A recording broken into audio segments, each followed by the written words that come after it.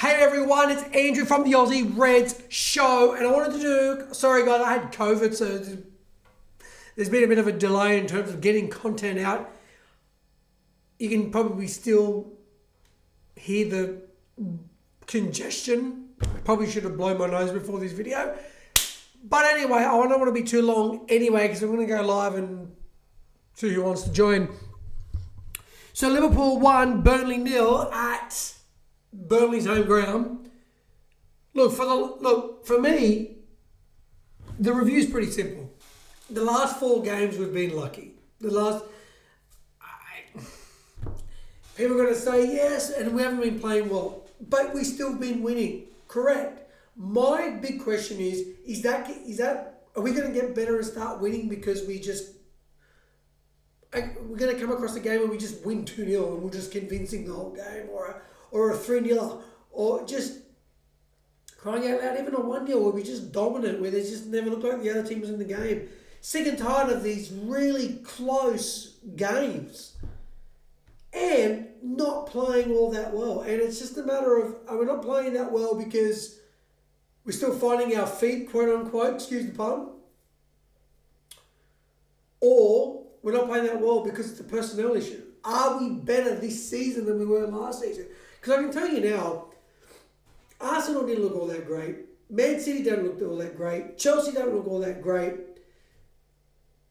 Arsenal, when they get back Saka, and they've got Saka, Eze, Madueke firing, that's going to be difficult. But when Arsenal doesn't have Saka playing, I don't know, we probably still better even when Isak's not in the team. I still think, and I'm going to harp on about it, and when I was watching Diaz's game against Manchester United last season, and I could see him running back, winning the ball back, passing it out wide to Salah, Salah crossing it back to Diaz, and Diaz finishing it. I just don't see Cody Gakpo doing that. I don't see Cody Gakpo with the same work ethic, the speed, the work ethic, the dribbling ability as Diaz. Now, Gakpo's strength is definitely dribbling, but the guy is so one-dimensional. He gets the ball, dribble, shoot. Gets the ball, dribble, shoot. Obviously, that is what he's been told to do by Slot. I'm sick and tired of the Dutch bias. I was screaming and yelling, get him off the field. Get him off the field. Look, it's really tough to say. The 1-0 against Burnley and getting a penalty at the end, you know, we needed some pace. We needed some energy. And when you bring on Chiesa, I'm thinking, is Chiesa really better than Rio and Egamoa?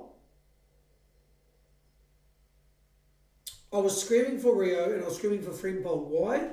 Because I wanted a bit more pace. I thought he was going to take off Ekitike, push Salah in the middle, bring out Rio, maybe even push Frimpong out wide, just to get that raw speed. The movement off the, like when Liverpool had the ball, the movement off the ball just wasn't there. Don't you realise that you're going, this is what I loved about Klopp, right? Because don't you realise that when you go against a Burnley, come on Burnley, right? Don't you realise that you're going to get a team that's basically not just going to park the bus, they're going to park the buses, they're going to like stack up a line of buses, pack them, stack them. Don't you see that they're going to have a wall longer than the Great Wall of China, sitting there protecting against our continuous possession and counterattacks? No. It's like we're getting the ball, we're going that way, we're going that way. There was no guile. I was looking for someone to step up with the guile. And this is what I loved about Jurgen Klopp. What I loved about Jurgen Klopp is he would take a Coutinho. He will take a Coutinho and he will just basically take a Coutinho, let the other team sit back and bang, just take shots. Just So if they came, if a Burnley came out to attack us, which is what we wanted them to do, then our amazing ability to move the ball around when the team's coming at us and breaking them down is what we were the best at doing under Klopp. That's what we kind of want him to do. And if they sat back and parked the bus upon the bus upon the bus, he would use Philippe Coutinho in centre midfield because he knew they weren't going to be pressing. They're not going to have a Patrick Vieira or Roy Keane in midfield hammering us in midfield. So he could put a Philippe Coutinho and just take shots, and Coutinho would just pop one in every fifth or sixth shot. Coutinho would probably get one in. That's why he was called the Little Magician, because the guy would just pop up with a goal. And I'm thinking, like, what was the plan there? Like, well, I mean, we got a lucky penalty. Now, if we didn't get that penalty, I did say during the game, I felt like we were going to score. I just felt like it was going to happen. But even though we did, I feel like I was wrong, because I know we scored a penalty from a handball in the box. Because if that ball's going past the Burnley defender, I don't see if we're going to score. Like, we're all doing it all game. What's to say that we're going to do it in that last second? So, even though we did score, the irony is I actually think, looking back, that I was wrong in that, and I don't think we would have actually have scored that game. So that would have been a 0-0, and these conversations, and that would be completely and totally and utterly different conversation. If we play like this against Everton, if we're playing very one-dimensional. Now, I don't feel like Everton's going to sit. They're going to sit back a little. They're 100%. But they're not going to sit back as much. And if my dad watches the game with me, I'm not going to go live. But, because my dad's down from Newcastle, he's going to come and watch with me, right? But if Everton aren't going to sit back.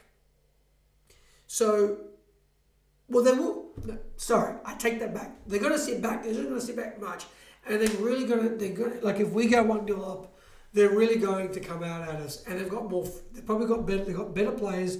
They're just as physical as Burnley with better technical players. So you can. They got, like, Grealish is going to be launched on the counter attack.